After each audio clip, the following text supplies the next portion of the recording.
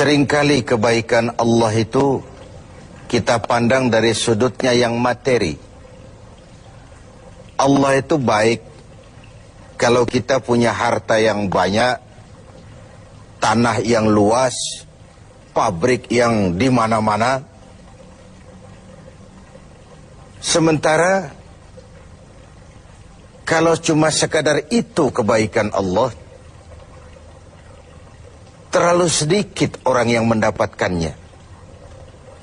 Padahal kebaikan Allah tidak pernah berhenti dan meliputi seluruh makhluk yang hidup ini.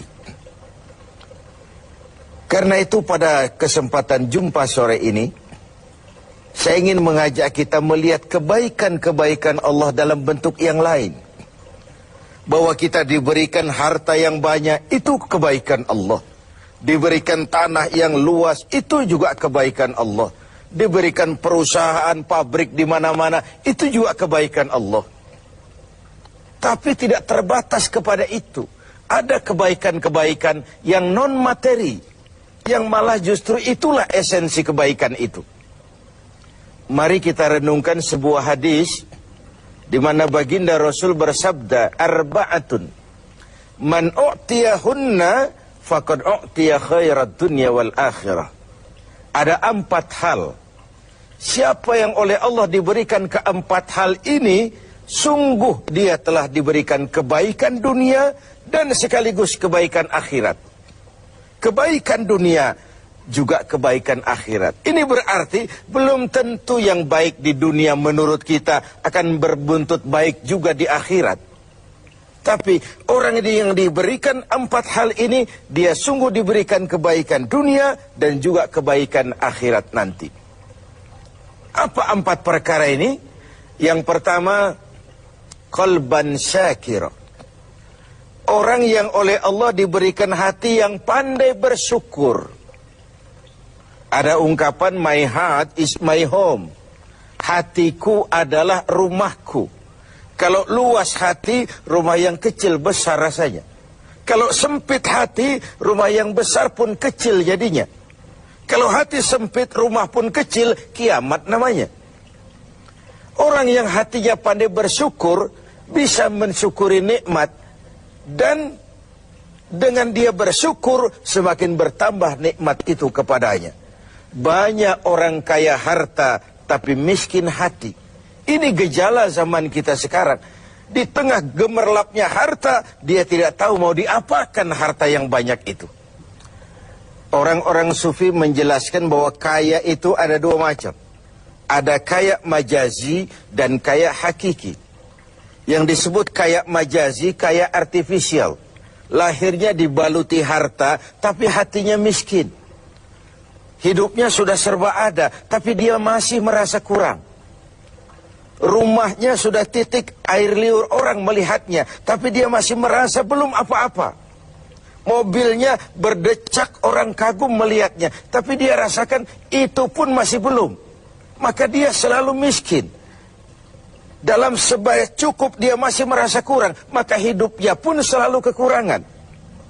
Orang yang diberikan hati yang kaya sungguh sebuah kebaikan. Hati yang kaya, hati yang luas. Kalau hati luas, tandanya 2, bisa mensyukuri nikmat dan tidak mengingkari apa yang diberikan Allah kepadanya. Tapi orang yang hatinya sempit biasanya tidak pandai mensyukuri nikmat dan lebih celaka lagi ini, tidak senang lihat orang lain mendapat nikmat. Orang seperti ini ya susah gemuk. Sudah tidak bisa mensyukuri nikmat, tidak senang lihat orang lain mendapat nikmat. Tetangganya beli televisi saja dia demam. Nanti tetangganya beli sepeda motor, dia makin gawat. Masuk rumah sakit. Di rumah sakit dengar tetangganya beli mobil, mati dia. Disiksa oleh perasaan sendiri. Begitu orang yang miskin hatinya.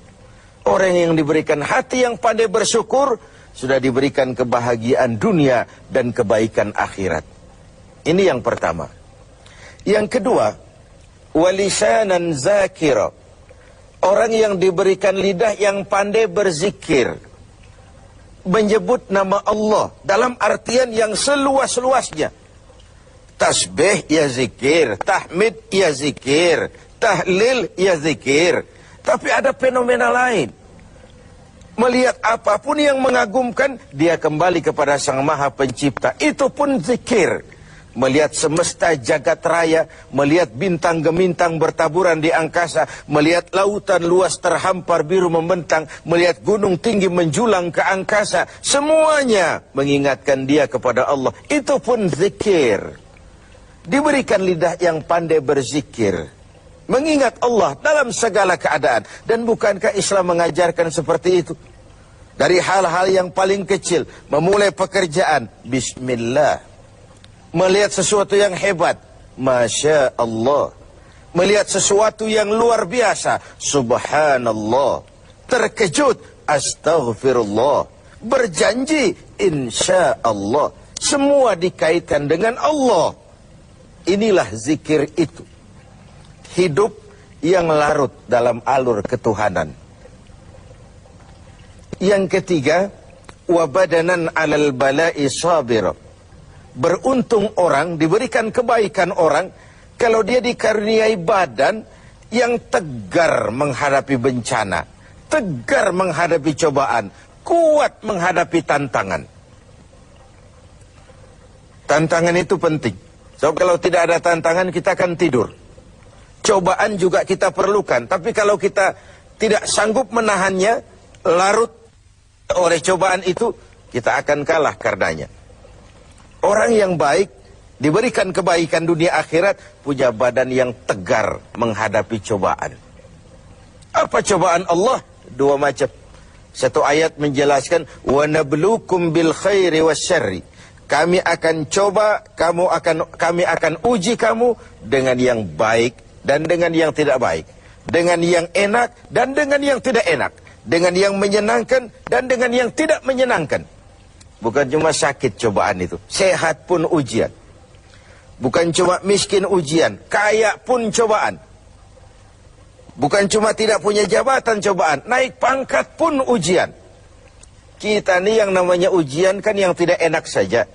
Kalau sudah sakit, ya Allah, sedang diuji. Sehat, lupa daratan. Miskin, ujian. Setelah kaya, lupa bahwa itu juga ujian. Fenomenanya apa? Banyak orang lulus ketika diuji dengan kemiskinan, tapi gagal berantakan setelah diuji dengan kekayaan. Ketika miskin dia hamba Allah, setelah kaya dia pindah menjadi hamba harta. Belum pernah ada orang datang mengeluh, Pak Ustadz, saya sedang diuji oleh Tuhan. Kenapa Pak? Uang saya sedang banyak. Belum pernah. Kalau sudah bangkrut, miskin, baru merasa diuji. Bukankah sejarah syarat dengan contoh? La nufarriqu baina ahadim min rusuli. Kami tidak membeda-bedakan para rasul. Tidak ada rasul yang dianak emaskan. Semuanya diuji, semuanya ditempa, semuanya digembleng. Semuanya tegar seperti batu karang di tengah samudra. Walau tiap hari dihempas ombak, dihantam gelombang, dia tetap berdiri dengan tegar. Begitulah orang yang diberikan kebaikan oleh Allah. Lain dengan orang yang loyo, sedikit kena kesulitan seperti ayam sampar, kerakap tumbuh di batu, hidup segan mati pun tak mau. Skeptis, pesimis. Apa yang bisa kita lakukan kalau dasar hidup kita sudah skeptis dan pesimis itu tadi? Hidup ini adalah cobaan. Semakin tinggi kualitas keimanan, semakin berat cobaan itu. Semakin kokoh berpegang kepada agama, semakin kuat pula cobaan datang menerpa. Yang terakhir, orang yang diberikan kebaikan dunia akhirat, wa zaujatan salihatan, diberikan istri yang salihah, pendamping. Tidak ada suami bisa sukses jadi apapun dia tanpa peran serta dan dukungan istrinya. Itu sebabnya baginda Rasul menikah dengan Sayyidatuna Khadijah. Apa yang jadi pertimbangan beliau? Mengawini seorang janda yang umurnya 15 tahun lebih tua pula dari beliau. Kalau sekedar memperturutkan hawa nafsu, mestinya tidak Khadijah yang dipilih oleh baginda Rasul. Mestinya Kalau istilah kita sekarang cari ABG saja. Tapi jelas baginda Rasul bukan cuma sekedar mencari istri, beliau mencari seorang pendamping. Apa bedanya ini? Tiap perempuan bisa jadi istri, memang, tapi tidak tiap istri bisa jadi pendamping. Itu dibuktikan dalam sejarah. Orang lain belum beriman, Khadijah iman. Orang lain memusuhi Nabi, Khadijah mengorbankan hartanya untuk membantu perjuangan Nabi. Saat Nabi terkena kesulitan, Khadijah tampil jadi penghibur. Khadijah tampil jadi pembela. Ketika pertama kali berhadapan dengan malaikat Jibril menyampaikan wahyu, Rasulullah gemetar seperti orang demam. Kembali ke rumah, "Zammiluni ya Khadijah, selimuti saya Khadijah, selimuti." Kenapa bang?